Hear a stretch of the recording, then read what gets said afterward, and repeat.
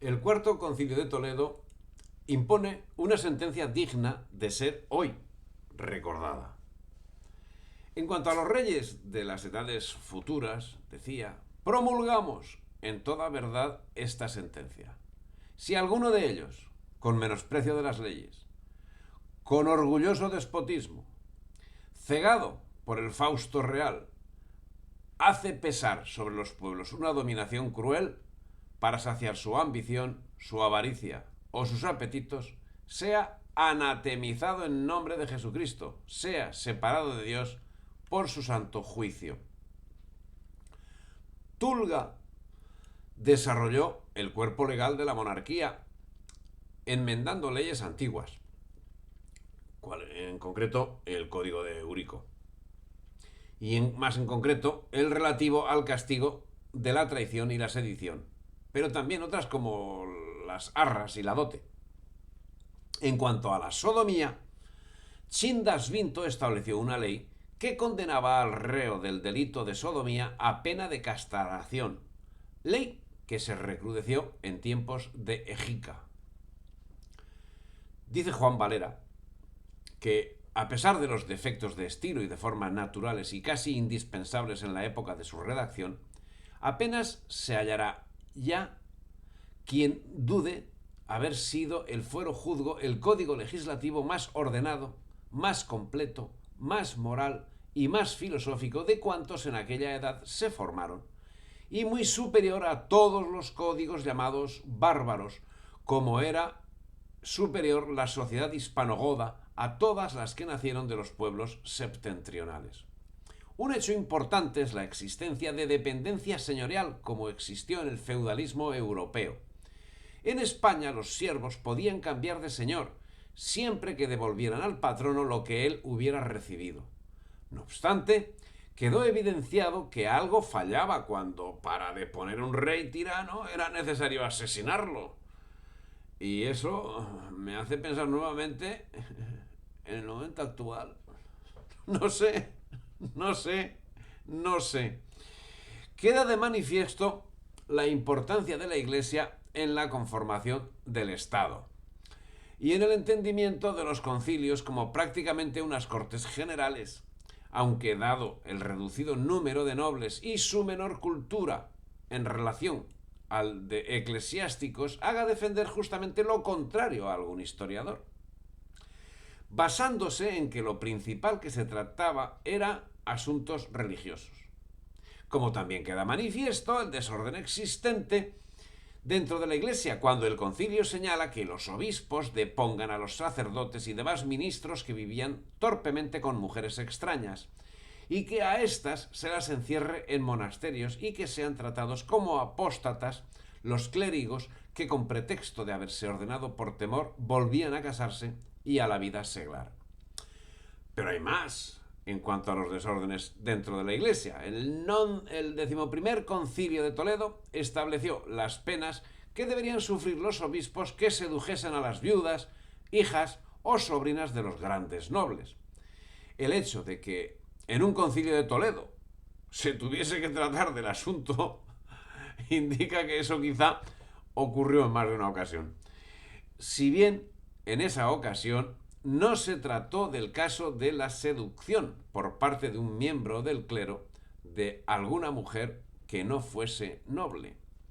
También Recesvinto reforzó la unidad del pueblo godo e hispano-romano y decía: establecemos por esta ley que ha de valer por siempre que la mujer romana puede casar con hombre godo y la mujer goda puede casar con hombre romano, y que el hombre libre puede casar con la mujer libre cual que quier que sea convenible por consejo y por ordenamiento de sus parientes.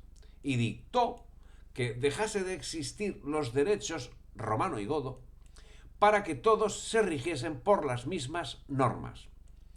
El desarrollo de las ciencias y de las artes conoció especial resplandor en esta época, y de esta época son nombres universales como los citados San Leandro, San Isidoro, San Braulio, San Eugenio, San Ildefonso, San Julián, Félix de Toledo, Braulio y Tajón de Zaragoza, Mausona de Mérida, Toribio y Dictinio de Astorga, Isidro de Beja, Orosio, Idacio, Juan de Viciara y otros muchos. No obstante, la medicina estaba desprotegida y el médico se juzgaba el físico, literalmente se juzgaba el físico, si fallecía el enfermo al que estaba atendiendo. El Estado estaba cohesionado y el pueblo, en su base, unificado. A partir de este momento, y gracias al influjo de los pensadores señalados, y más especialmente por San Isidoro y por San Julián, acaba siendo definitivamente sustituido el término Regnum Gotorum por Hispania y Goti por Hispani.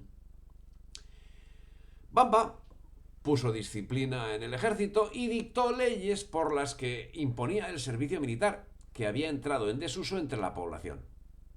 Ya empezaba el declive. Ya empezaba el declive. Impidió la invasión musulmana, que ya se estaba desarrollando en el norte de África. Están al tanto, que no estamos hablando del año 711, No. No. Estamos hablando del año 675. Ojo, al dato. Insisto, Bamba puso disciplina en el ejército y dictó leyes por las que se imponía el servicio militar, que había entrado en desuso entre la población. No me equivocaba al repetirlo, Impidió la invasión musulmana, que ya estaba desarrollada en el norte de África.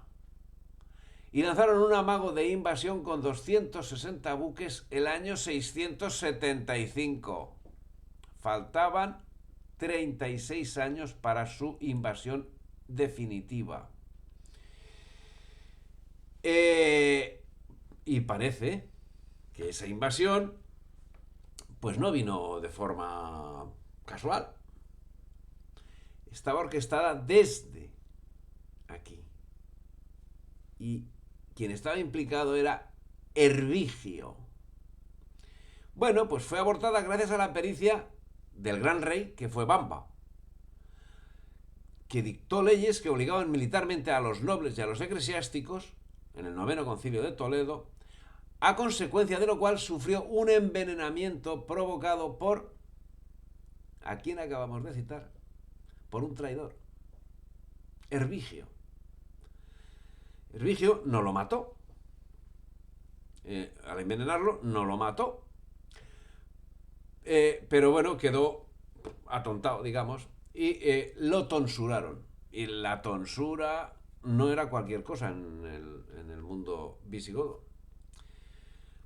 Y lo que sucedió a Bamba fue que acto seguido se tuvo que retirar a un monasterio por haberlo tonsurado.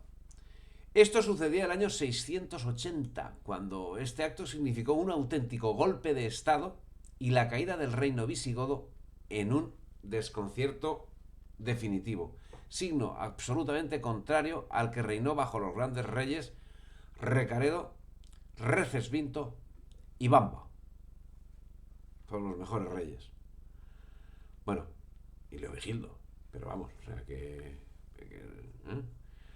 Bueno, el caso es que a Bamba pues le sustituyó el pérfido Hervigio, que era descendiente de Chindasvinto y autor de la conjura junto al obispo de Toledo, Julián. Hoy que se nos va a salir luego.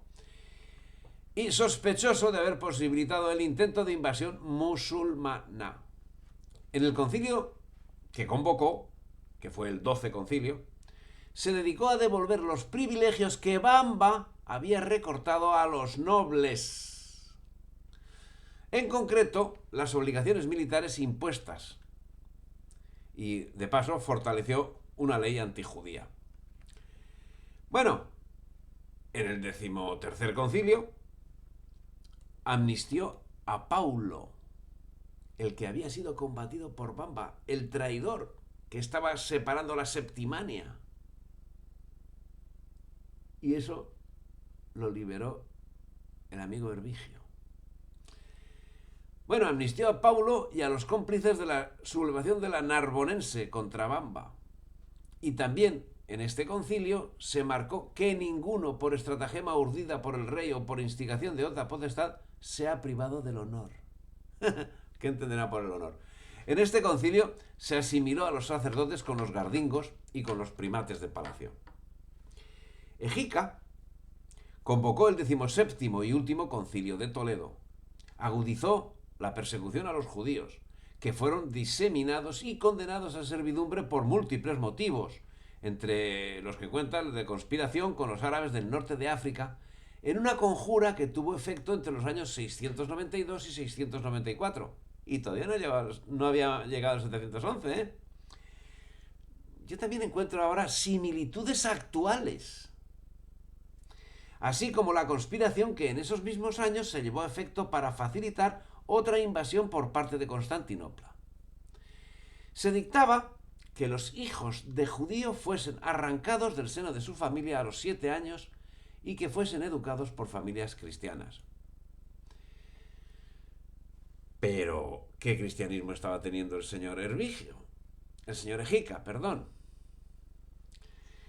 En medio de esta desolación social y espiritual, el metropolitano de Toledo, Siseberto, fue cabecilla de una brutal conspiración destinada a matar a toda la familia real. Siseberto fue excomulgado y exiliado en el concilio del año siguiente, cuando además se promulgó que en todas las iglesias se rogase por el rey.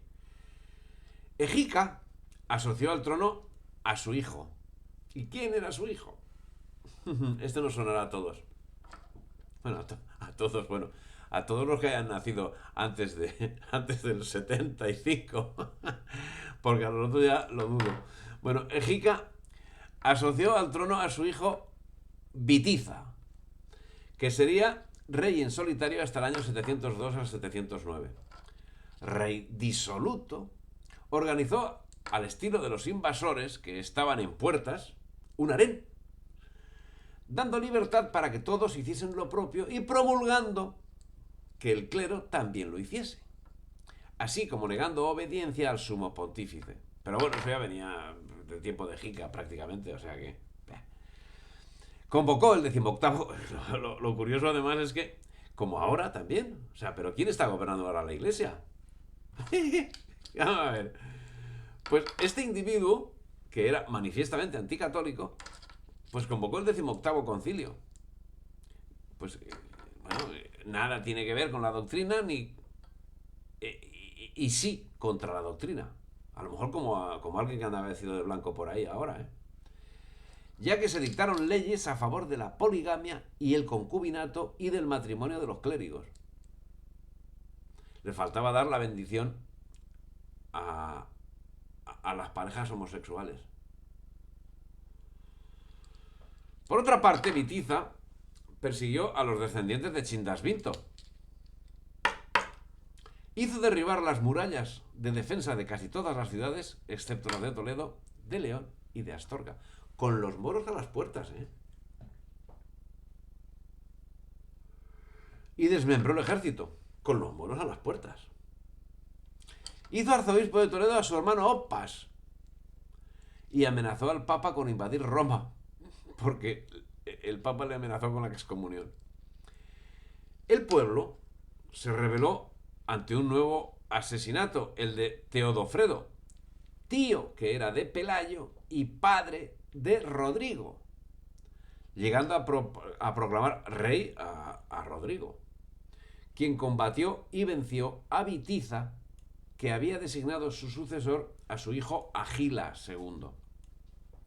El año 704, el poder árabe estaba consolidado en el norte de África, y a su cabeza Al-Walid, califa de Damasco, puso a Musa ibn Nusair, que acabaría controlando todo el Magreb y pactando ayuda con los viticianos en la guerra civil subsiguiente a la toma del poder por parte de Rodrigo. En medio de este vicio que se había criado Rodrigo, que fue proclamado rey a mediados del año 710, y no tardó en desterrar a los hijos de Bitiza, Olemundo, Aquila y Ardabasto, y en medio de este vicio estaba la hija del gobernador de Ceuta, que ha pasado a la historia como conde Julián, y que estaba en la corte de Rodrigo, quien la forzó, según cuenta la leyenda, la pseudohistoria, los cantares, el romancero, en fin. ¿Hasta dónde llega? Pues bueno, pues no lo sé. Los hijos de Bitiza, en concreto Aquila, se sublevaron en la provincia narbonense, con la idea de desviar las fuerzas militares de Rodrigo lejos del estrecho y facilitar así la entrada de los moros. Y en el curso de este enfrentamiento, lógicamente, compartía protagonismo con un nuevo levantamiento de los vascones, porque eso también, a cada cambio de rey, hacían un levantamiento. Sucedió la sonada árabe al mando de Tarik, que había sido atraído por los partidarios de Bitiza para ayudarles en su lucha contra Rodrigo, con la idea de que ocupasen Toledo mientras ellos mantenían las fuerzas leales a Rodrigo en el norte. El conde Teodomiro tuvo varias escaramuzas y comunicó a Rodrigo la situación, lo que ocasionó que éste abandonase la campaña del norte para acudir a enfrentarse en Guadalete con los invasores árabes a principios de julio del año 711. Y en puridad, aquí acaba la historia del reino visigodo. No se trata por mi parte de aportar ninguna novedad. Nada he relatado que sea producto de mi investigación. Es tan solo un repaso de la historia, un intento similar a los intentos que por parte de personas honestas y a caballo entre los siglos VI y VII, intentaron evitar lo que se les venía encima, con la realidad que vivían bajo la tiranía de Hervigio, Egica, Bitiza. Si te ha gustado el vídeo, dale me gusta, difunde y suscríbete al canal.